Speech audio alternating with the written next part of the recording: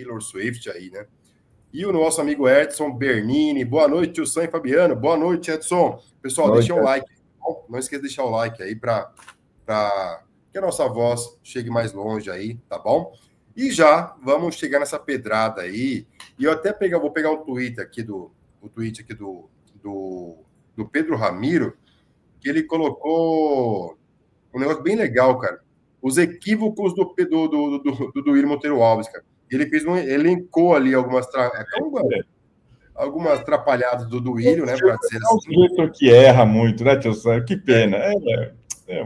Vamos ser ponderados. As trapalhadas. Não vamos falar outra coisa porque não tem provas. As trapalhadas do Duílio Monteiro Alves, né, o Fabiano? Por isso que eu tô falando. Ele é um coitado. Ele erra muito, né? Fazer o quê? Erra demais. Nossa Senhora. Bom, deixa eu procurar aqui. Peraí que vai demorar um pouquinho aqui. Mas vamos lá. Como se suspeitava, assim como a questão da contratação, da venda do menino Pedro lá para o Zenit da Rússia, o Murilo foi pior ainda, porque o Pedro tinha vendido 70%, ficou com 30%, e no ano passado o Augusto, no calar da noite, a noite preta e tudo mais, vendeu os outros 30% para uma mixaria lá, por duas coxinhas e uma coca. E agora soubemos que o Duílio Monteiro Alves, ele não apenas vendeu os 90% e ficou com 10% do Murilo, ele vendeu 100% do Murilo. Acontece que esses 10% que ele falava, que tinha em contrato ainda, que tinha os direitos 10% do Murilo, é apenas de mais-valia, é assim que chama, né, Fabiano? Mais-valia, né? Assim que chama, ou seja, a diferença entre o que o clube pagou para o Corinthians e o que ele vai vender. Isso. Então, vamos supor o seguinte, ele foi vendido por 12 milhões de euros e mais 2 milhões por bonificação, certo? Se o Nottingham Forest vendê-lo por 12 milhões de euros, o Corinthians toma prejuízo. Nada. 0-0, não ganha nada. Ganha o percentual de formação, que é bem pouquinho, porque ele chegou tarde no Corinthians, que ele era daquele grupo de jogadores que era do Augusto Melo, lá do União Barbarense, né, o Fabiano? Exatamente, então, bem lembrado, exatamente. Ele não foi formado aqui no Corinthians, ele chegou depois. Porém, eu acho que ele vai ser vendido por um valor maior. Eu chuto aí uns 50 milhões de euros, porque tem time grande interessado nele. Barcelona, Arsenal e tudo mais. E aí, vamos supor que ele seja vendido por 50 milhões. Desses 50 milhões, aí até que vem um valor razoável, Fabiano, porque... dá 40, dá 38. 38, 3 milhões e 800. 10% de 38, 10.800, exatamente isso. Isso, 3 milhões e 800 mil euros. Então, o que acontece? Aí seria uma grana, mas, de novo, seria diferente 10% dos 38 sobre 10% dos 50, que seria o valor da venda. Né? Essa é a diferença toda. Aí perde pelo menos 1 milhão e 200, né? Então,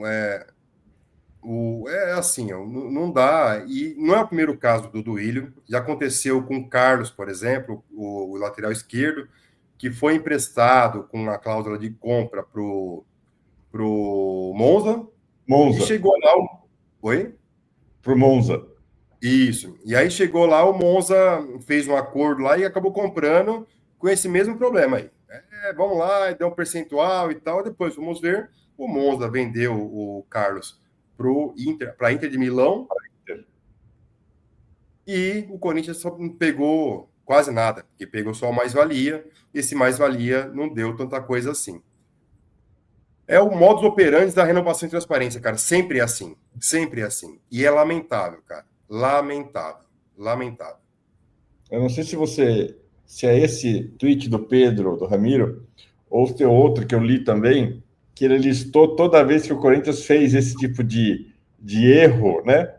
Na digitação do Duílio e do Andrés, o Corinthians perdeu muito, muito dinheiro. O último número que eu tinha lido era 26 milhões de euros que o Corinthians perdeu, deixou de ganhar. É muito dinheiro. E aí você começa a imaginar assim, e aqui só olhando do seu ponto de vista, sem juízo de valor se era de propósito ou não. Você acha que alguém, na sua vida pessoal, venderia uma propriedade sua muito importante com uma cláusula absurda para ganhar menos?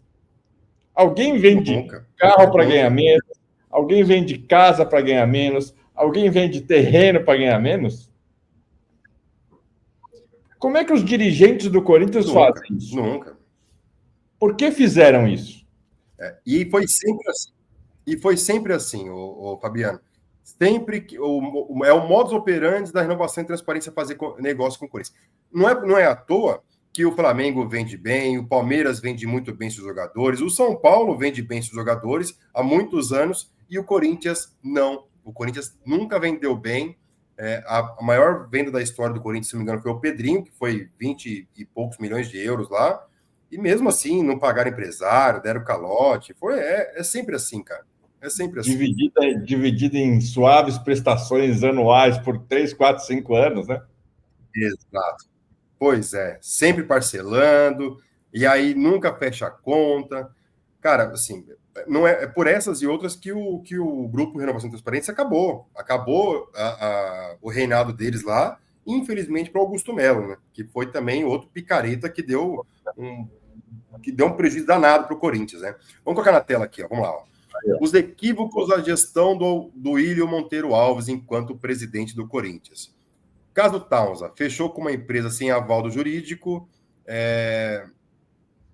e levou o golpe. Verdade.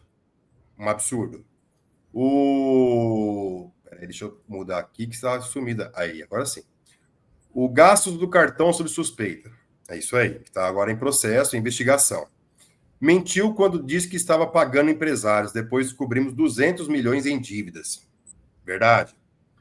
Renovou com Carlos Miguel com queda na multa de 50 mil para 4 milhões de euros. Bizarro também. Parece que foi armado isso aí. Não, um erro só. Foi um erro apenas. Contratações de Jonathan Cafu, Matheus Alexandre, etc. Robson Bambu e tudo mais, né? Aí já é Andrés e Duílio juntos. Exato. Multa de 12... Isso é um crime. Isso foi criminoso que ele fez, cara. Isso aqui foi criminoso demais. Ele enfiou uma multa de 12 milhões de euros para o Mano Menezes, sabendo que não seria o treinador do próximo presidente, cara. Ele sabia disso. Exato. Prometeu para o Murilo que o venderia se fosse eliminado para o São Paulo. Aí não vendeu e só vendeu depois, né? Não, e vendeu, mas vendeu no final do ano. Não manteve percentual de direitos econômicos do Murilo, mas sobre lucro, sobre futura venda. O mais-valia que falamos aqui de 10%. Essa foi bizarra também, Fabiano. Combinou com o Roger Guedes que se chegasse uma proposta milionária, não dificultaria a saída. Ou seja, vendeu em plena semifinal de Copa do Brasil. Saiu no meio do campeonato daquele jeito que a gente sabe, né? Aí foi o que foi. Contratou o Cuca e dividiu a torcida, dividiu o futebol feminino, fez uma lambança lá. E o Cuca teve apenas 2 jogos pelo Corinthians e acabou pedindo demissão. Deu uma grande carga de ingressos aos flamenguistas em jogo decisivo na Neoquímica Arena. Também, verdade. Isso aí que gerou uma grande repercussão na época, né? A torcida ficou pé da vida. Foi aqui no Brasil, né? Dividiu a Sul. Isso.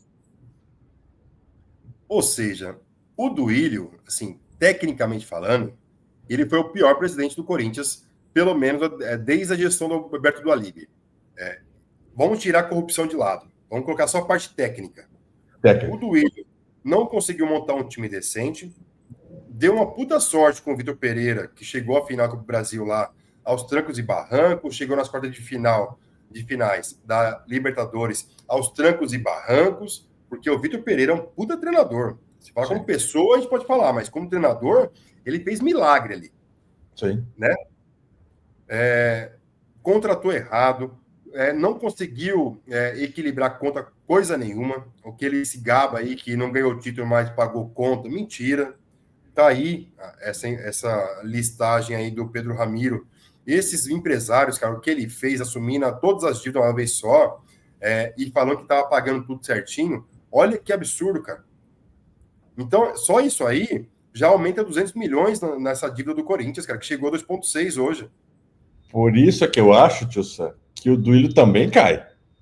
Porque não só pelos gastos lá das notas fiscais, mas por todos esses assuntos que vai começar a estourar, todo mundo vai ver que não tem condição de segurar. Exato.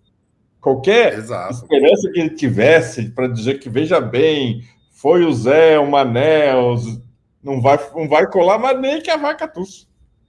Então, mas aí o meu medo é o seguinte, que querendo ou não, cara, ele tem força nos bastidores ali do conselho, de conselheiros. Ele tem um grupo forte de conselheiros, mais do que o Andrés. Então, o meu temor é que o Duílio consiga se safar. O Andrés, eu acho que não se safa, cara. O Andrés, tanto é que ele tá Ferris Bueller, curtindo a vida doidado, tá viajando, curtindo a vida, porque ele sabe que a batata dele é sua. Agora, o Duílio, não sei não, cara, ele me preocupa ainda. Agora, que é desprezível a gestão dele, é muito desprezível, cara. É muito desprezível. O maior acerto dele, que nem é tão certo assim, que foi o name rights com a Neoquímica, a Iperafarma, quem fechou não foi ele, foi o Andrés. Foi o Andrés. Então, nem isso ele conseguiu, né, Fabiano? Nem isso. Nem isso. Até porque ficou, você lembra? A pressão foi tanta, o Andrés fazia aquelas viagens fajutas dizia que ia para os Emirados Árabes, para não sei o quê, e acabou fechando com a empresa amiga do Lula. Do Lula, do Ronaldo, tudo aquilo. Exatamente. Exatamente. Então, quer dizer, força de bastidores com a empresa que estava ali já, mas de resto, cara, não conseguiu nada. O Duílio não conseguiu nada. Patrocínio Master, porcaria. Teve que correr atrás depois de uma bet aí, porque aquela Tausa deu um calote, não era nenhuma empresa. Cara, o Duílio foi o pior presidente que passou pela história do Corinthians, cara. Assim, pelo menos nos últimos 30 anos. Eu compararia com o Roberto Páscoa, né? Porque o Roberto Páscoa, ele foi um horror como presidente. Todos os pontos. Ele foi depois do Matheus em 80. Em 80. Depois da democracia corintiana. Depois do Pires, então.